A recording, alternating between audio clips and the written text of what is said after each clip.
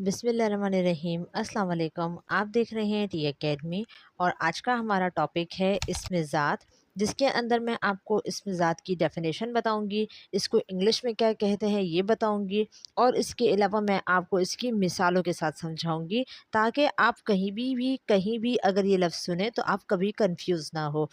इसके लिए वीडियो को लास्ट तक ज़रूर देखिएगा। इससे पहले अगर आपने हमारा चैनल सब्सक्राइब नहीं किया तो सब्सक्राइब कर दें और बेल आइकन पर क्लिक कर दें ताकि आगे आने वाले इन्फॉर्मेटिव वीडियो आप तक पहुंच सके। इसमें ज़ात, सबसे पहले इस कॉन्सेप्ट को क्लियर करें कि इसमें ज़ात आखिर इंग्लिश में होता क्या है। इसमें ज़ात इंग्लिश में है प्रॉपर नाउन और इसकी तारीफ़ है। इसमें ज़ात ऐसे नामों को कहते हैं जो किसी ख़ास शख्स, जगह या चीज़ को ज़ाहिर करते हैं। ये नाम खुसूस होते हैं और आम नाम से मुमताज़ होते हैं और मुख्तलिफ होते हैं।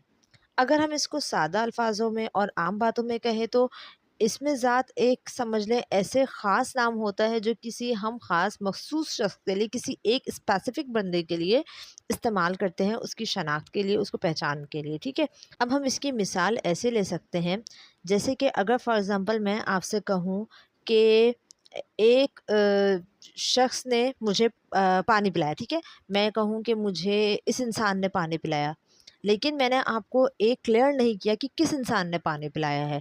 लेकिन अगर मैं आपसे कहूँ कि मुझे फ़ातिमा ने पानी पिलाया है, तो फ़ातिमा हो गया प्रॉपर नाउन, यानी कि इसमें ज़ात जिसके अंदर मैंने आपको प्रॉपर एक लड़की का नाम बताया है। अब है जैसे अगर फॉर एग्ज़ाम्पल हम किसी जगह के बारे में कहें, जैसे नाम होता है फिर है जगह। अब जगह के बारे में अगर मालूम करें, अगर फॉर एग्ज़ाम्पल मैं आपसे बोलूँ कि कल मैं वहाँ घूमने जाऊँगी, मैंने आपको बताया नहीं कि मैं कहाँ घूमने जाऊँगी। लेकिन मैं अगर आपसे कहूँ कि मैं कल चिड़ियाघर जाऊँगी, तो मैंने आपको एक मख़सूस जगह का नाम बताया। या मैं आपसे कहूँ मैं कल अमेरिका जाऊँगी कल, ठीक है?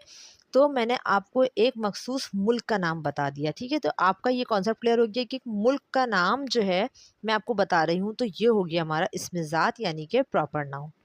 अब मैं आपसे किसी चीज़ के बारे में कहूँ, जैसे कि मैं आपसे कहूँ कि ये चीज़ मेज़ पर पड़ी है, लेकिन मैं आपको बता नहीं रही कि क्या चीज़ है जो मेज़ पर रखी है।